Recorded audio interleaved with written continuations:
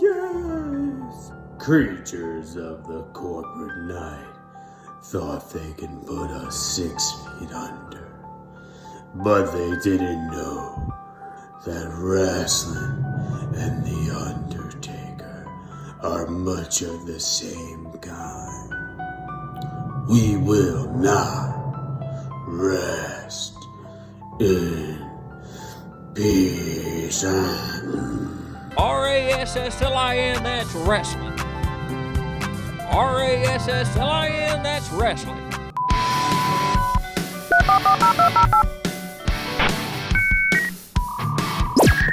We're back, and the streak is still intact. Yup, 3 episodes in without being canceled.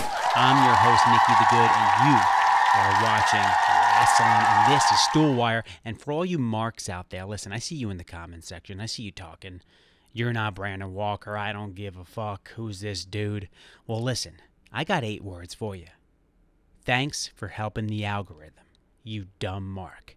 Anyway, let's get into the show. You know how we kick it off here. We get right into it because this is the show about you guys. It's about the fans. So we're going to kick it off with our video callers. We got 2 this week, okay? Yep, I doubled my video callers. So here we go. This first guy, he goes by Kyle Charisma or something. So we're going to judge how much charisma this guy has. And spoiler, it's not that much. Hello there, Brandon Walker. Wait, what? Oh, Brandon Walker's not the host.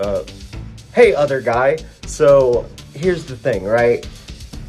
You know what gets the king of charisma's nipples hard, okay? It's AEW. It's obviously AEW. But AEW, even though it's the best, it's not perfect. Because champions like Hangman was a character who was built with a story in mind. You know, MJF, his character took him to where he is now.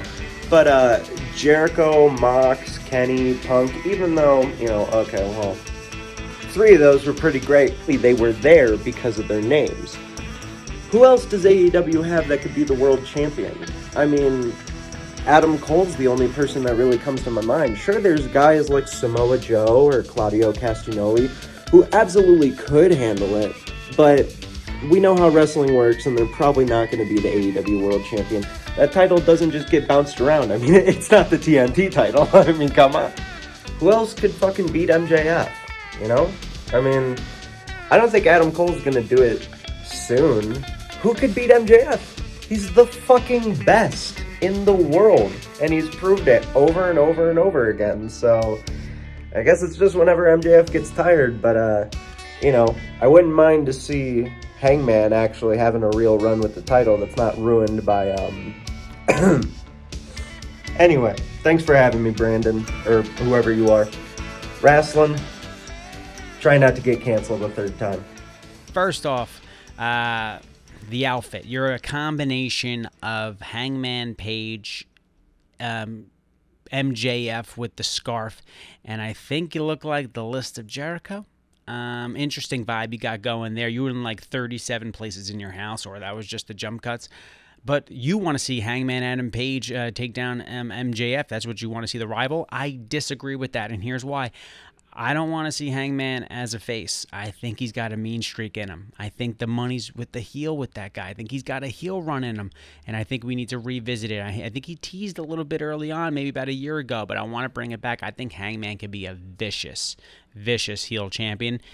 Babyface, I don't think that's the way to go, and MJF isn't the guy he takes down. That's for sure. All right, let's move into the next video caller, and we got... He's an alumni of Rasslin. It's Rosario Grillo from TSF. Here we go. What's up, all you Rasslin marks? It is I, one half of the greatest tag team in the world, TSF, the Young Bucks standing. God, I'm jacked. Seen on BTE. 2-time Rasslin guest, Rosario Grillo, coming at you with a question of the week for old Nikki the Good.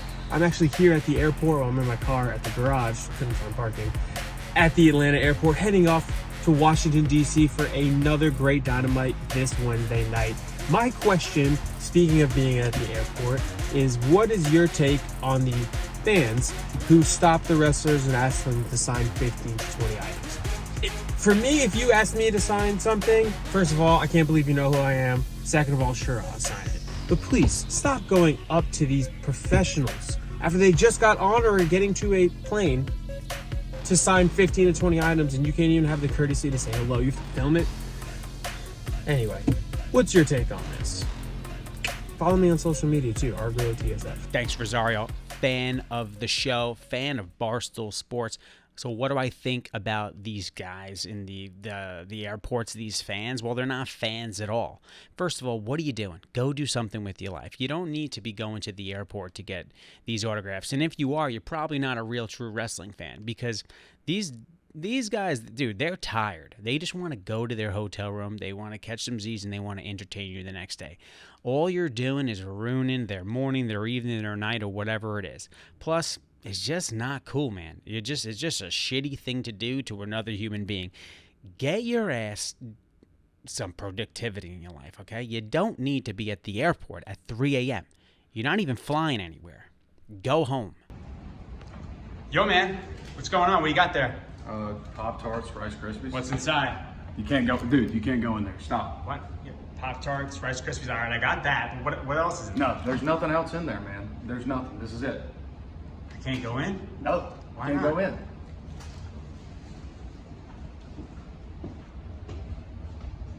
Fuck!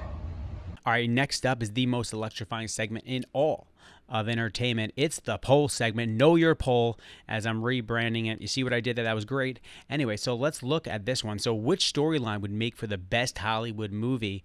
So we had the Bloodline, Undertaker and Kane, and Austin versus McMahon. And look at these results to dead heat. I mean, pretty much nobody won, but the Bloodline did indeed win this one, edging out nostalgia by 0.2. Listen, any of these could be an absolute phenomenal movie. I think Undertaker and Kane, horror movie, like it's written in stone. You could do that. Brother you thought was dead, was burned in a fire, comes back, and then tries to take you on and take you down at WrestleMania. Incredible. And that might be the best story the WWE's ever told. But I do think that the recency bias of the Bloodline, it's just so damn good, and it's still going. It's been going for 3 years. Man, it's tough. Me personally, I think Austin McMahon's the greatest story ever told. It's the reason why WWE is today. All right, let's jump right into your voicemails. And these voicemails have proven one indisputable fact. You guys are extremely weird. Here we go. Bobby Roode has a really long torso and itty-bitty legs. Good luck not seeing it now. Well, Bobby Roode has a very long torso and itty-bitty legs. I don't disagree. I can't unsee it. Don't know why that came to your mind. That's what I'm most concerned about. Like, why are you thinking about that? I don't know why. But he does have a long torso. Anyway, next voicemail. Here we go. Who do we got? Who's this dude? Brandon? Brandon, is that you? It's not Brandon. This is your long-lost brother, Kyle. Kyle. Bartholomew Walker. KB. Mama put me up for adoption long ago because she didn't like the name Kyle. But she's the one that gave it to me. Why? Why, Brandon? Why? Well, figured I'd reach out to you. I just wanted to ask you one thing. What do you got? Since I got into wrestling and all lately because of you, big brother, You're welcome. I figured I'd ask, who do you think's going to jump ship from AEW to WWE? Or WWF, as I still call it on this side of the Mississippi River, by the end of the year. I miss you, big brother. I miss you. Now that's wrestling. That is wrestling. And to answer your question, I don't really see anyone jumping anytime soon. I don't know the contract situation of the pro wrestlers, but I feel like the ones that went over to AEW are locked up. I think those are going to be some decent contracts there. And WWE is just so hot right now. And you see what's happened with people who did re-sign recently. Like, you know, when KO and Sammy signed, everyone was like, oh, I can't believe they didn't go to AEW. Well, look where they are now. Like, they literally they stole the show at WrestleMania, right? And they're continuing on right now as WWE Tag Team Champions. And they've been in nothing but incredible storylines. So I don't really see anyone jumping. If anything, I think it would be some from like small time, like I guess smaller stars to jump ship, but I don't really see anyone jumping. But I hope you get the family life thing situated. I will relay the information over to Brandon, and if he does have a long-lost brother, maybe we can set something up. But let's go to our last voicemail here. Hey, Nick, long-time listener of Stoolwire, first-time caller. I want to Long-time talk listener. Judgment Day. When they 2 first episodes. rolled out with the purple lighting and the Undertaker-esque, slow-ass walk to the ring, I had very low expectations for this stable. Sure, Rhea Ripley, star, she's going to be a major part of WWE for the next decade. Agree. But I was cold on Damian Priest, ice cold on Dominic, and Finn Balor, I mean, tremendous in-ring performer, but just no direction whatsoever over the last 5 years. Now, I'll stop short of saying I was ready to lump them in with oddities and right the censors of the world, that's but just disrespectful. I was pretty close. Oddities had a fire shelf-life-wise, I theme did song, not though. see this group lasting long. Now, it's been well over a year, and I'm man enough to admit I was dead wrong. This is a tremendous faction. I'm a fan. They're just total heat magnets, consistently delivering week in and week out. I'm just curious if you, like I think a lot of us, was also down on the JD at first, and would love to hear your thoughts on what Judgment Day do so well to make them such a great heel faction. Thanks. Well, I was never down on Judgment Day. I thought Judgment Day was cool. I thought they had a good vibe to them with Edge, and when Edge left, I thought it was a little bit interesting. But overall, they've always been a cool faction. The craziest thing about Judgment Day is the people that you thought would be the stars aren't the big-time stars. Rhea and Dom are the big stars of that group. I'd say Damian actually after that, and then I'd say Finn. Finn's issue is that he doesn't really have a character. Like, other than the demon, like, I mean, what is Finn Balor? Like, you're right. Exactly what you said. He is great in-ring performance, but, like, his character really hasn't developed as much, where you have Dom, who he's Ray's son, and he's just an ungrateful little bastard. And you're just like, this kid sucks, but he's so damn good at sucking that, like, you're like, man, this kid's really good at being a heel. And he is. He's arguably the top heel in WWE right now.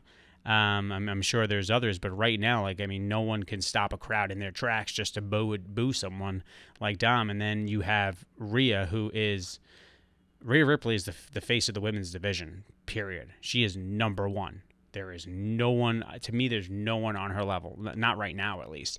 That women's division is stacked in WWE, but Rhea's at the top. She's doing the best character work. She's doing great promo work, and she's got to play off Dom, who's just as hot. Damian Priest, I'm not surprised. I thought he was always a good, a good wrestler, a good character, had a good vibe to him, was good size. But I think he's come a long way, and plus, like the Bad Bunny match, that's the match everyone was talking about from Backlash.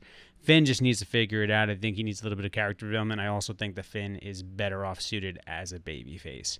But Judgment Day might be the strongest faction in the WWE right now.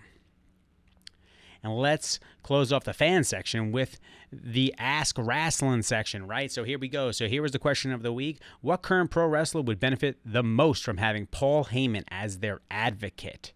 And here were some of your answers. We had Austin Theory, Damian Priest, who we just talked about, Karrion Kross, and Ronda Rousey. So those are just 4 that I picked out. There were plenty more. I mean, I asked this question. I got about 32 responses. I think the one that stands out here is Ronda Rousey. Ronda Rousey should be challenging like Rhea Ripley for that women's title. She's the one who you don't even need her to speak. You don't need her to talk. Get her a mouthpiece. Get her Paul Heyman. And it's a wrap. And Ronda Rousey would be at the top of that women's division for years to come. She doesn't even need to fight. She's an attraction. You need to build her up like an attraction again. So for me, it's her, and I do think Austin Theory would be right behind that. He's good on the mic. He can talk. But he needs something else. He needs something else to add to his presentation. And I think a stud like him, a blue chipper like him who looks the part, I think that's the guy that Paul Heyman should advocate for next.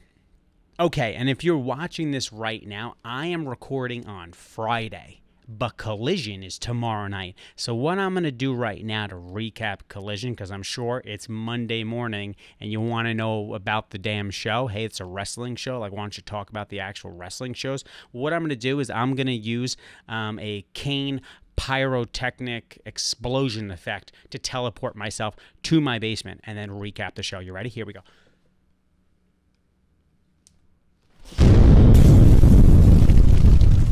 Saturday night AEW Collision just wrapped up. CM Punk has returned to pro wrestling after 10 months absence. Punk opened the show. But first, let's talk about the set. The set was incredible. It's exactly the vibes you want for Saturday Night Pro Wrestling. I thought they nailed it, so kudos to Tony Khan and everyone else who did that. Punk comes out, cuts a scathing promo, addresses the elephant in the room without even having to say their names. You knew exactly who he was talking about. Basically came off saying, tell me when I'm telling lies. I am the star, okay? You all better get in line, because as long as I'm here, no one can fill my boots. You also talked about MJF and a little bit, saying that he never actually lost that title. Now, we also had a TNT championship change. Luchasaurus taking down Wardlow. Thought that was the right call. Christian Cage holding that title at the end.